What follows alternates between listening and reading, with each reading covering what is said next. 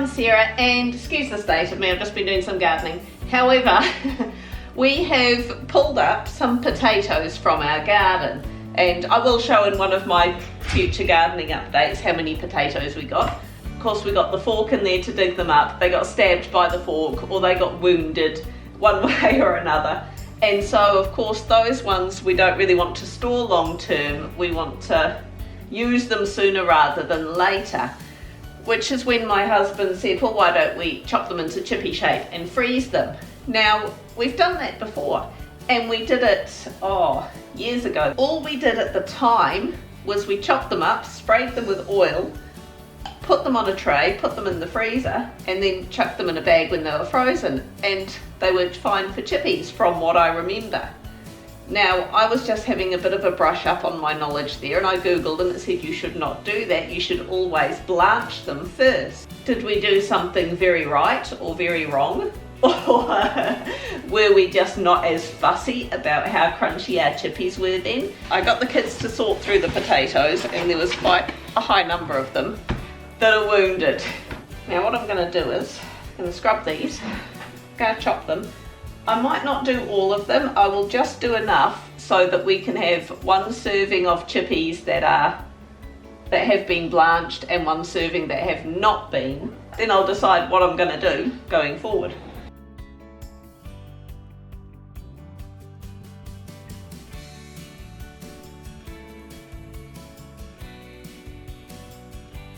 Alright, so batch number one, I've chopped them up. It will depend on how big you chop them as to how long you want to boil them for. You don't want to cook them all the way through, you just want them slightly tender. So I'm just going to put the chippies in here, cover them with boiling water, and I'm going to let them boil for about 2 minutes, just 2 to 3 minutes, something like that.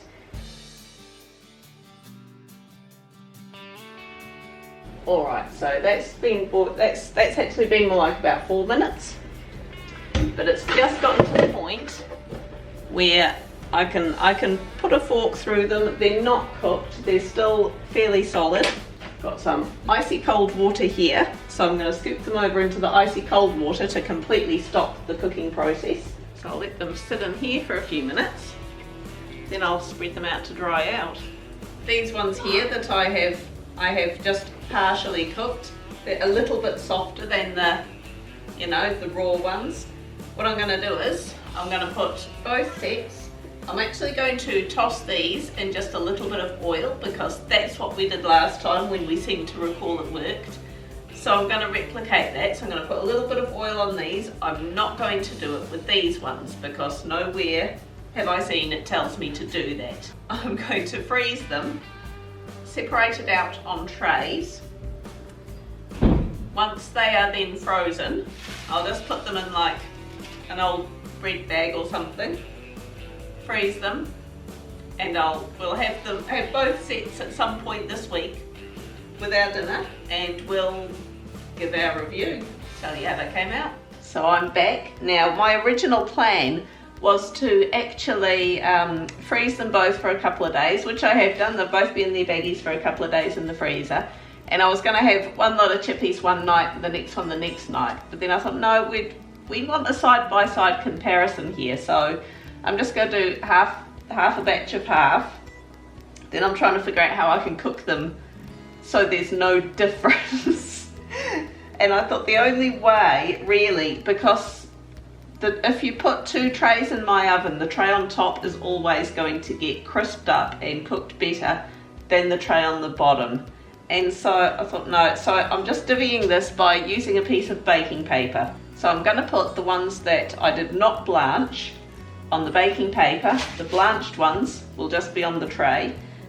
With both of them, I'm just going to toss a little bit of oil around because we do want them nice and crunchy.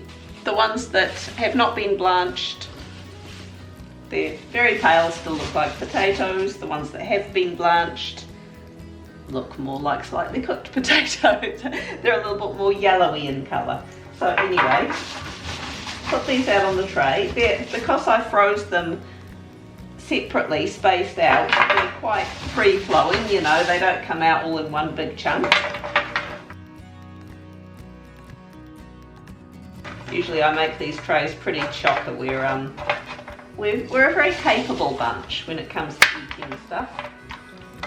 Bit of oil over there. Just around the coat.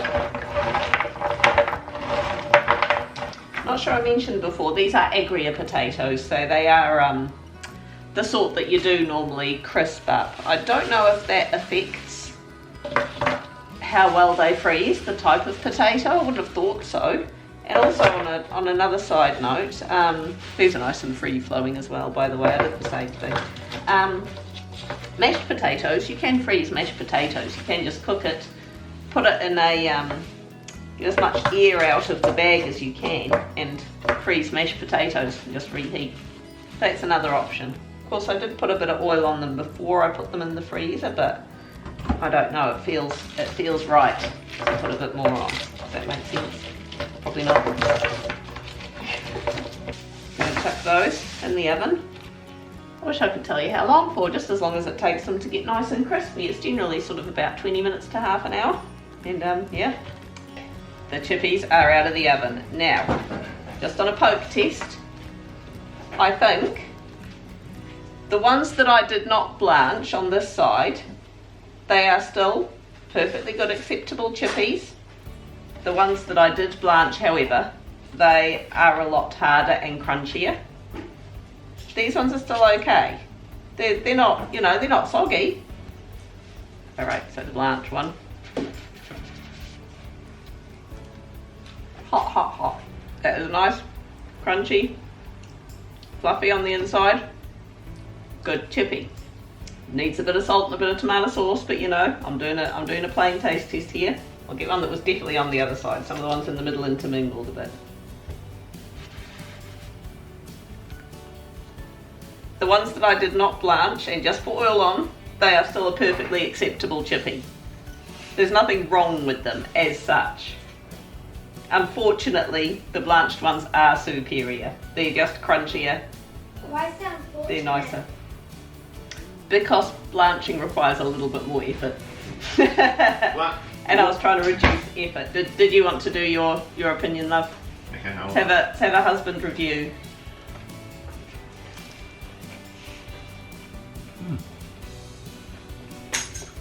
Non-Blanch.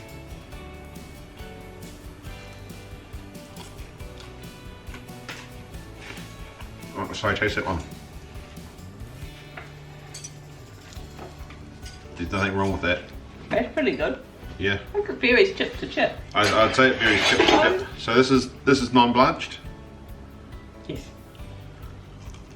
It's hot. But I don't think there is a. I'm not sure. There's a perfectly good chippy. Taste this one. Go on. Yeah, I tasted the last one. Yeah. Ha ha. No, I'm sorry. For the amount of effort, blanching is just not worth it. Is this I think. perfectly Yeah, good chip? I think that's still perfectly acceptable. If you're fussy about your chips, you really want them guaranteed nice, crunchy, fluffy, by all means go for it. Because, I mean, I can see just by looking there is a difference. I wanted that one. Yeah, I don't think there is enough of a difference to me personally to worry. So are you going to call it official cheaper ways? Well, I am going to call it down to personal preference and how fussy you are. I do think there is a difference generally. The odd chip may vary. The odd one of this may be a bit crunchier than the odd one of these. But I think in general, poking them. Yeah. Scientific method. Yeah. Yeah. These ones are a little bit on the crunchier side, but these ones are still Perfectly acceptable. perfectly good crunchy chippy. So there you go. I don't know if that's the result you guys wanted, but you know, it's down to personal preference. I probably won't blanch the rest of mine. Hit like, leave me a comment down below. Let me know your opinions or different techniques or whatever. Yeah, and we'll catch you next week. Bye.